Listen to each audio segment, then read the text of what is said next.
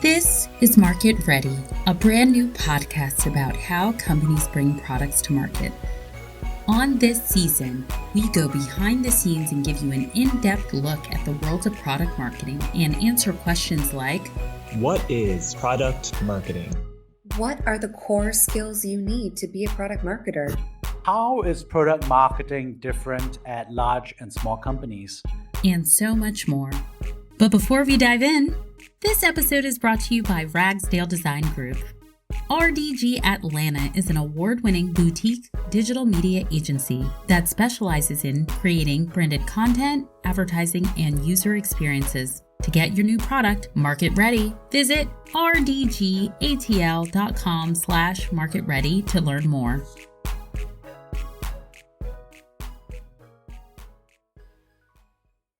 Welcome to Market Ready, a podcast about how companies bring products to market. I'm your host, Jeanette Jordan. And I'm Miyishia. Why don't we talk a little bit about Market Ready and why we created this project? Yes, thanks for that, Jeanette. So essentially created this podcast for a couple of different reasons. One, we are both working on projects around product marketing resources. We both found that there was a lack of resources available for people who want to break into product marketing or are just getting started and building their career there. We have both been asked by different mentees around information for product marketing resources, and we found there was a lack of information. So by chance, introduction, and having mutual friends, we were able to come together and bring this podcast on here. Essentially, what we want this to be is a resource to help understand what product marketing is, how do you break into the field, and really demystify what the role is. And I think we also really wanted to create community and, have a space to help people really enter and grow. There's not a really great pipeline. There's no real clear way. There's not a major in college. And so I think it would just be helpful to, pull the curtain back and give people some more information about how we got into it and what we do. So to kick it off there, how do you define product marketing? Like, what is a product marketing manager and what do they do? This is a good question. I definitely think that a product marketing manager is slightly different than a typical marketing manager at other companies. I heard this defined, and I really like the definition that a product marketing manager is sort of the CMO of a product. So if the product manager is considered the CEO, the product marketing manager is the CMO. I really like that. That's a cool definition. The way I always think about product marketing, the metaphor I typically use is a railroad track. So I think about your customer or your sales rep if you're in a B2B company, your market-facing team, and your end users is kind of one long track of a railroad. And then your internal, your technical teams, your product managers, your engineering managers is the other long track. And I like to say a product marketing manager is that cross track. Their job is to really shuffle information back and forth so the other teams can really be focused and run in their silos. And it's really your job to kind of advocate for whoever's not in the room. So when you're dealing with, your technical teams, you really want to have that voice of the customer and advocate for the end user. And if you're dealing with the customer, your market-facing teams, you really want to advocate for your technical teams and make sure that you're bringing up solutions that are actually viable, that they can be built, that you're not letting anybody sell anything that actually can't exist in the market. Very true. I think you touched on a lot of good points, that this role is highly collaborative, that you will be working across product, engineering, customer success, legal, other marketing teams that you'll be working with as well. So a product marketing manager is really a collaborator and a person who brings folks together essentially to help drive that launch success as well. So you brought up a good point that you work across so many different people and so many different teams. So what are the core skills you feel are essential to be a product marketing manager? This is a good question. I think definitely the collaboration component, you have to actually like people and get along with people. That's really true.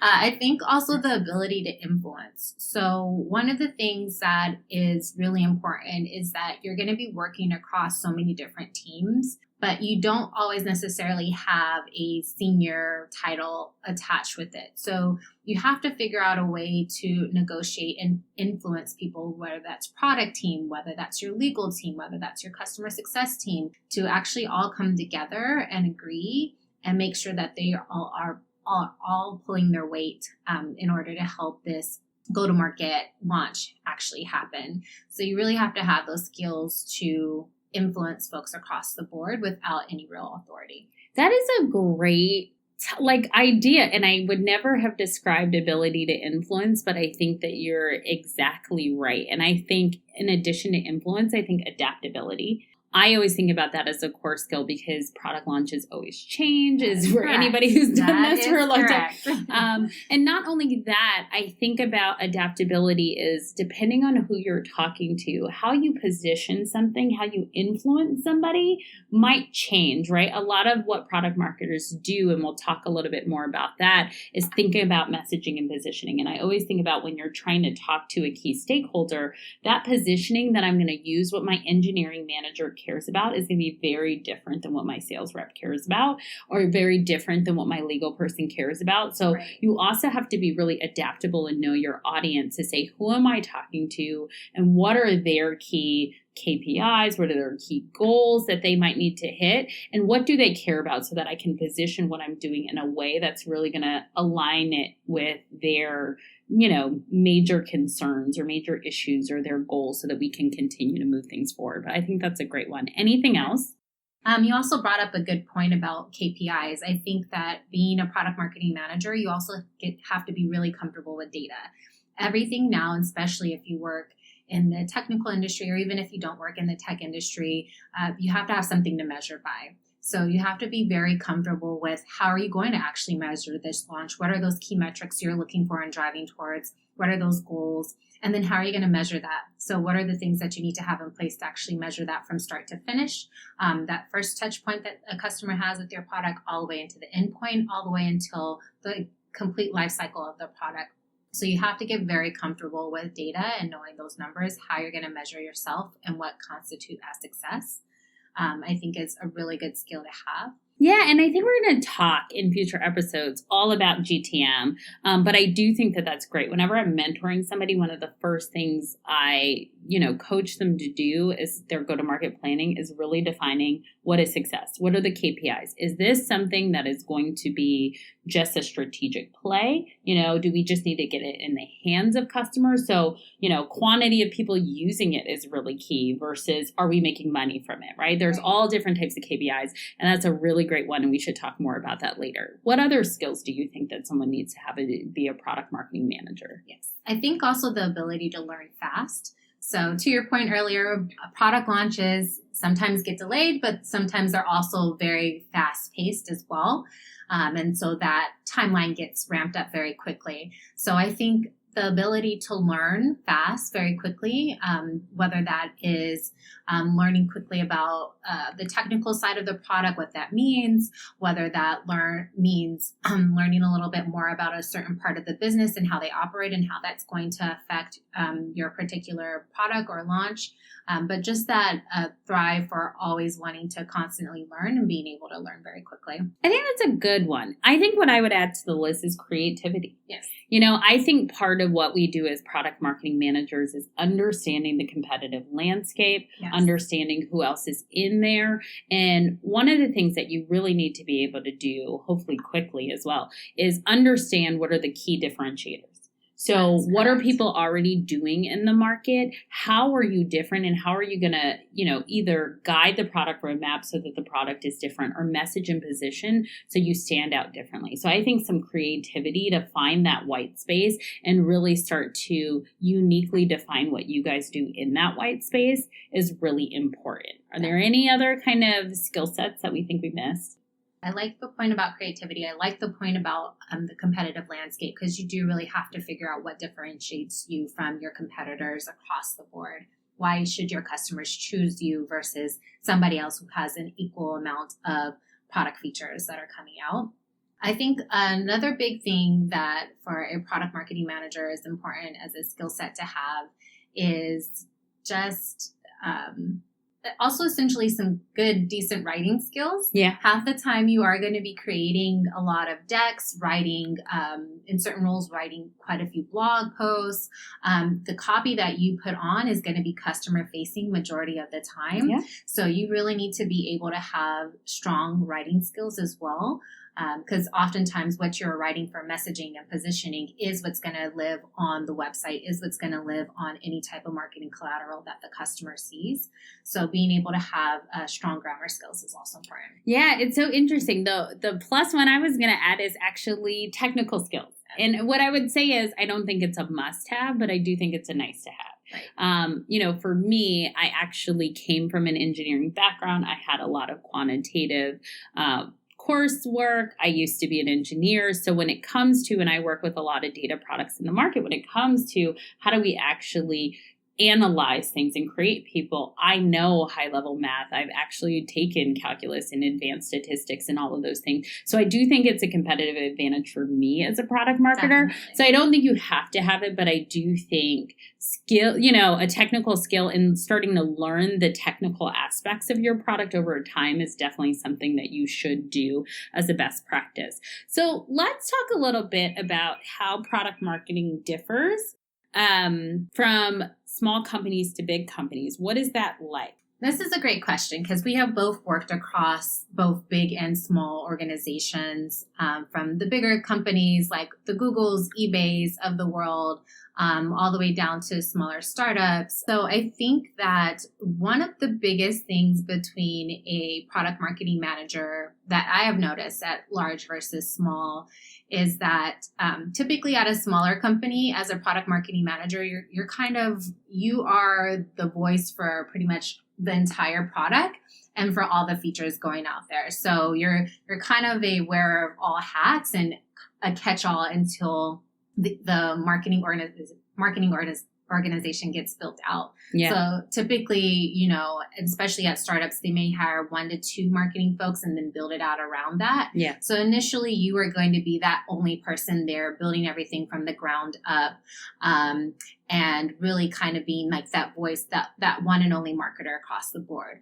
Whereas like at a large company, in my experience, you are going to be the product marketer dedicated to a particular product line. So for example, when I was on the Chromecast team at Google, me and the rest of the marketers there were solely dedicated to Chromecast. We didn't work on any other product launches, any other features. Everything was just dived into this one particular product. Yeah. And so I would say that's the biggest difference I've seen at small versus large. What about yourself? Yeah, I would say at small companies, and it's funny because we didn't talk about this in core skills, but I would say project management skills. Like Yes. at a big company, when I worked in the eBay PayPal family, I had amazing project managers. So they were really responsible for chasing down some of the key stakeholders and bringing us together and focus, getting us all in the room and kind of focusing those meeting agendas and doing notes and tasking everybody with things. So at a big company, I felt like I could focus on the actual core product marketing deliverables.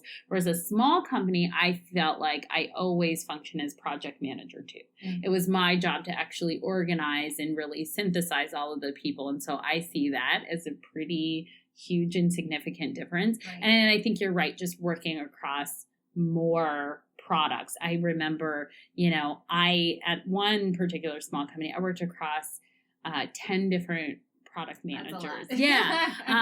So 10-to-1 ratios is probably the most fierce that I've had. 3 to 4 probably is a little bit reasonable. But to your point, I think at a big company, there was one product that I worked on versus working across, several, 7 to 10 at the highest. So I would say that's one of the biggest differences. I also think, for a small company, I think your stakeholders are also really busy. You're not the only one doing more than one job. So is my legal team. So everybody's time and attention is really short. So your ability to really influence and cut through the clutter is really harder, is another kind of key difference, I think, as a small company, where I felt like a large company, everybody was focused. Everybody's working on this one product and everybody's really focused on that one product. So your goals are a little bit more aligned. The priorities are not fighting for each other at a small company. So I think you really do have to be scrappy and kind of creative to push things forward. That's correct. I would definitely agree with all those things. So as you're looking at deciding whether you want a small versus large, really look at what do you want to be seen as. Like at the smaller organization, you are seen as the know-all, the all-encompassing marketer. At a larger company, you'll be fully dedicated to one particular product and seeing that through its entire life cycle and where it goes from there. Yeah, and you brought up a good point. I think one of the downsides to being at a larger company, because I think we made it sound really glamorous, is you are working on one product. Yes. Right? So what happens if that product doesn't launch? You know, so I think that there could be some anxiety or some nervousness of like, hey, I've spent a year or two of my career on this product and it may never see the light of day. Whereas a small company, if one of my products got stalled, it's fine. I have, 3 or 5 others that I can pour myself into. And I think you have a less of a concern that your portfolio may not grow, may not be well-rounded, because all of your eggs are not in one basket. So while I do think it's a little bit harder and you have to be scrappy and creative, I think rolling with those punches and the changes are also not as hard because you have some variability in your projects. That is correct. That brings up a good point too. Like another, I would say, just downside or something to consider at a large company is that sometimes your product is not the star highlight anymore. Yeah. So what happens when resources go away or when the company from the top down says, hey, your product is no longer a top priority for us. So those resources can very well go away that you used to have before. So that can also be a little bit difficult to manage through as well when your product is no longer the shining star of the moment. And how do you navigate through that as well? Whether your product is the company's priority or not, it's important to remember you cannot have great marketing without great design. To illustrate how marketing and design should work together, we interviewed the team at Ragsdale Design Group, our sponsor for this episode. We give you a behind-the-scenes look at their design process and the creation of the market-ready logo. What was your motivation to start Ragsdale Design Group? I want to create an experience that was nimble and agile, but we still provide results you normally expect from a much larger shop. And that's how I kind of birthed our tagline, which is boutique hustle and big agency results. That was Raynard Ragsdale, founder and chief delivery officer for Ragsdale Design Group. Coming into this project, did you know anything about product marketing? So coming into this project, I actually didn't know anything about product marketing, which I really do think can be really challenging and exciting for the design perspective on a new project. Julia Green, visual designer at Ragsdale Design Group. So how do you start the design process when you're working on a company or a product that you're completely unfamiliar with? So starting that kind of process, I always really like to have like an intake meeting with that specific client, ask them as many questions as is necessary in order to see kind of what their vision is, what their expectations are for their ending design, like what they really want the look and the feel of their future product or brand to be. Just because hearing from them first exactly what they're looking for is just a really great way to kind of see what you can really help them with. So I would love for you to walk me through the process of actually designing the Market Ready logo and telling me what those design elements mean. For creating the Market Ready logo, we really knew that we wanted to have this really strong, bold typeface as kind of the hero to the logo. So we've got Market Ready in these bold 3D style letters with these 3 arrows. And then just in general, we've made sure that the entire logo has kind of an upward tilt to it, just because we really wanted it to represent this forward motion, always just kind of doing bigger and better things. Ali Gallegos, Ragsdale Design Group's copywriter and project coordinator. We knew that you wanted green, and that was so great because green obviously means go. It's a very active color. It activates you. And we wanted to activate people, and we wanted people who looked at this tile or who see, the social assets to feel, activated, like they would be gaining some sense of moving forward and moving upward from looking at what we created. So having that sort of as the baseline and then adding the visual of the lines to give it literal motion, that sort of what came into play. I love that kind of constant feel of a balance of a really strong, like get up and go forward. And there's kind of like an ebb and a flow to how you get there. What did you learn, if anything, about product marketing during this project? Julia Green. I think Google has about 100 different definitions for what PMMs actually do on a daily basis. So I'm really grateful to both you and Miyishia for kind of giving the space its due respect. You guys are the ones that actually focus on like the go-to-market section of that product. So physically getting that product launched to where it needs to be. Ellie Gallegos. I think one of the things that I never had considered is, for product management versus product marketing management, there's a difference. I think it's funny how I'd never considered that. I thought that it was all just, under this one large umbrella, and it is, but there's a difference, and that's to be respected. There are so many product manager resources or product management resources, as I'm sure you found if you did a Google search. Absolutely. And there's much fewer product marketing resources. And so I think you really hit upon the energy that we hope to capture by creating this podcast, and two, really the meaning and the goal, which is to really help people understand what this is, help people really reposition themselves for a new career path, a new market, and whether it's the products themselves or the people who are moving into product marketing, we want them to be ready to go. RDG Atlanta partners with their clients to help bring their brands to life. Whether you are building a new brand, as we did at Market Ready, or simply engaging customers with a new campaign, Ragsdale Design Group is here to help you. If you're looking for a boutique agency that delivers big results, visit rdgatl.com/marketready to learn more. We appreciate the team at RDG Atlanta. Thank you guys so much, not only for being a creative partner, but for also sponsoring our very first episode.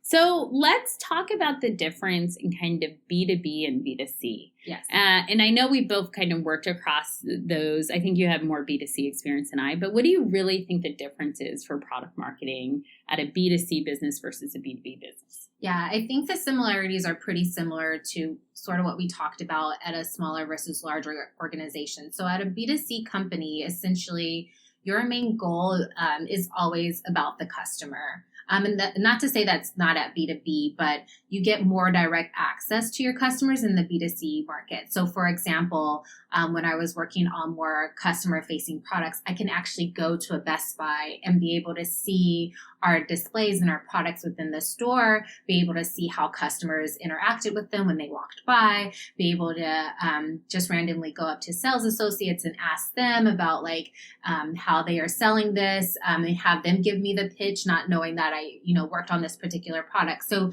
you're able to get more of that voice of customer, or just the pulse of how well your product's doing very early on. And there's a lot more touch points for that. Versus B2B, you're interacting with either an organization or an individual who's representing an organization. So it's really harder to get that touch point more clearer. So that's just my first point around it.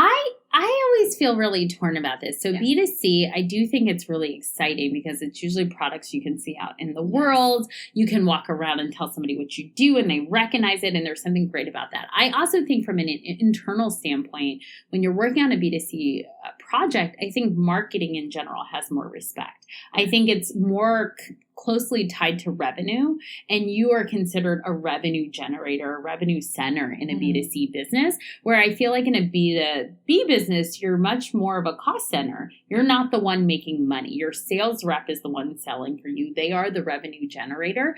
And I know it's really kind of shocking and galling to some marketers, but I always say in a B2B business, you serve at the pleasure of sales. They are the ones who are actually hunting and bringing in those dollars. And so you really need to be really closely aligned with your sales reps and build a really good relationship. And I know we're going to talk a little bit more about that in the podcast too. So I think kind of having those power dynamics of being close to the revenue versus not close to the revenue is a huge, huge difference. And then I think, getting close to the customer versus having almost a gate between you and the customer and the sales reps. You don't dare go around your sales rep in a B2B business and talk to your customer, you have to be invited into those meetings. So I think that that's a difference. But I would say on the downside, B2C is like customer trends can change. Customers change very quickly. and it can be a little fickle. You know, what is hot today? I mean, remember like the worlds of like MySpace and that was all the rage, right? And like now it's Facebook or now it's Instagram. Like customer preferences can shift and be a little fickle. So that is really hard. But I would also say customers can also attach to something really quickly and something can take off fast. Whereas the B2B business, your sales cycles are so long. Right. Having somebody go through the pipeline because you're dealing with potentially another big company and their purchasing team and their sales team. And there's just so many gates, and your messaging, you might actually have different groups or audiences within the same organization that you're trying to sell to get this thing to close. I think it's much longer and it can be harder. On the benefit, once you land a B2B contract, I feel like your product is generally safe for a couple of years. You're not at the whim of these like customer shifts where there's going to be big changes. Businesses don't usually change and move that quickly. So to me, that there's a little bit of security with B2B, even though your sales cycles are much longer, but you don't have that recognition and you don't have that kind of power bringing in the revenue. So I don't know. It's a tough call. I've really enjoyed both. And then I don't know about your experience, and it could be how product marketing has just changed over the years. When I was in the eBay PayPal family, a lot of what I did as product marketing, we would consider much more demand gen and campaigns. I was really closer to the campaigns that we would actually run to pull customers in. And in a B2B world, that's actually considered a completely different function from product marketing. So I don't know what your experience with that has been. Yeah, that does bring up a good point. I think especially as a product marketer on the B2C side, you are focusing a lot more on those campaigns. So there are major moments that you always want to be a part of, and you're pretty much have what I actually like about the B2C world is that you have your whole year pretty much planned up at the very beginning because you're going to hit these major points. So you want to hit like a Valentine's Day promo. You're going to hit a 4th of July promo. You're definitely going to do Black Friday. Right. And you're going to do Christmas. So there's always these major moments that you know and you're going to expect around, hey, this is the time that we need to put it out there, have some type of thing to your point, have demand gen, bring customers in, get them to know about you. And so you are always running some type of campaign. And so that could be exciting, but it's also a lot of work. So each year you are probably switching up and changing your campaign and what that means. And so a lot of work goes into that of working with advertising agencies to bring that part in. If you're working at both either a big or a small company, really making sure that your brand is resonating with customers. So you don't want to confuse them. Like they need to have a clear point of what your product does, what's the value for them, and why should they, again, buy you over a competitor. But they also want to see something creative. They want to be able to see you, out there in the world and say like, oh, that company is so cool. I mean, Apple built their whole campaign around just showing their product with really flashy music and images for their commercials. And it helped drive one, awareness, but two, demand for their product based on that, based on the campaigns that they drove around. And they're essentially seen as one of the top marketing campaigns to follow, especially not just in the Valley, but especially around just the marketing world. So I do think that as a product marketer for the B2C side, you are going to be running a lot more demand generating campaigns and focusing a lot more on the branding of the product. Yeah. And I would say for B2B, I would say it's trade shows, right?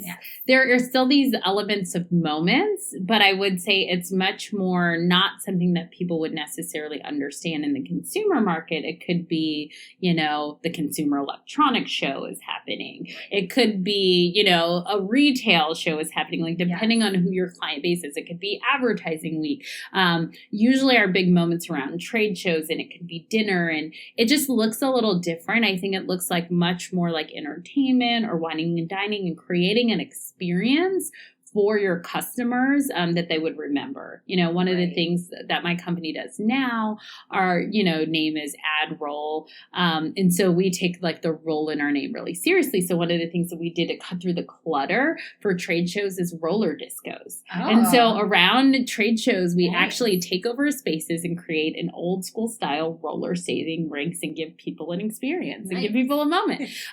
So it's a little bit different, but just again, fun ways to kind of stand out and think about doing something different and to surprise and delight. We also, I think what's having a resurgence that we haven't talked about is like direct mail. We also put mail on people's desks. Direct mail is becoming it's a like, tried and true method that is still very relevant even like in this digital age. Yes. It's like a hot trend. We're going back to somebody putting something on your desk. And it's funny, as everything has gone so digital, it seems like that's the way to cut through the clutter. Like I just got shipped a bottle of wine. I'm waiting to figure out a note or who sent it or what is it a prospecting for out of nowhere. But it was like, oh, you have mail. It's like, like, oh, wow. So I think kind of going back to those kind of tactics and how they cycle is also really interesting. Right. So I want to do something a little fun before we close the show, which is we have questions. When we started this, we actually surveyed a bunch of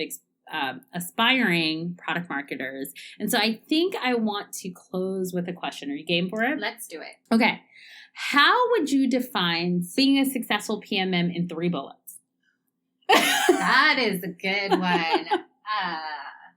Being a successful PMM in 3 bullets. Yeah. Okay. Let's see. One, I think the ability to understand your product, its value, and how it's going to be a problem solver for your customers. Okay. 2, I think we've had this line throughout the podcast today, but being creative. Yeah. So really making sure that you find creative ways to not only get yourself out in the market, but around your messaging, how you make that connection. And then I think the third thing about being a really great, successful product marketer is, again, just that ability to influence and collaborate and actually like people. You are going to be working with so many different people who come from so many different backgrounds and so and functions. So just making sure that you have that ability to not only just be likable, but really making sure that you're bringing people in across the board. So that's a good one. I'm going to intentionally pick a different 3. Please do. Just so that our listeners can have something to pick from. So I would say to be successful, hit your launch date. Right? Like hit your launch date. And if your launch date is not going to hit, I don't want you to be the reason that the launch date doesn't hit, right? So you should like really be ready and make sure that you can hit your launch date, I would say is 1. I would say secondly, like create KPIs, know your KPIs. Please create KPIs. Hit your KPIs, right? Because I would also say the reason why I think KPIs is really important because it is the measure for success, and success can be different. And your actual strategies and tactics that you're going to use is going to be really dependent. Like I said, if I just need to flood the market, what I'm going to do to just drive adoption is going to be very different than does that adoption need to come with making money? So I think, knowing your KPIs, defining success and hitting those, I would say would be really important as a product marketer. And then I think you're right, like knowing your product. I think it's key. I don't think we can give success metrics without knowing your product. Right. And really understanding how it works, being able to pitch that product, not having to rely on somebody else for the answers or the 2-minute snippets, I would think is key. Well, thank you guys so much for spending time with us on our first episode of Market Ready. We have so much more to come. And next time, we're going to really break down how to become a product marketer. What is the skill sets? Talking really deeply about our background and everything else. What are you excited before we close about the rest of this season of Market Ready? This season is going to be really great. I'm so glad that we're doing this. We're going to also do tales from the field and getting some other product marketers from other really great companies in here to talk about their experience and how they came to become a product marketing manager. I also think one of the episodes I'm really looking forward to as well is how to create a go-to-market strategy plan and what that looks like. All about GTM. Yes. So we have some really great things in store for this season. And of course, we always welcome your feedback. So if there's a particular topic area you would like us to cover around being a product marketing manager, please email us and let us know. Yeah. All right. Well, thanks. That's this episode of Market Ready. Thank you to our sponsor, Ragsdale Design Group. Whether you're looking to design, build, or launch a new website, or create branded content and advertising, RDG Atlanta can help you. To get your new brand market ready, visit rdgatl.com/marketready. This show was produced by the Market Ready team. Sound mixed and edited by Full Spectrum Productions with original music from Damani Rhodes. Thank you again for listening, and feel free to connect with us at Market Ready Podcast on Facebook, Instagram, Twitter, and LinkedIn.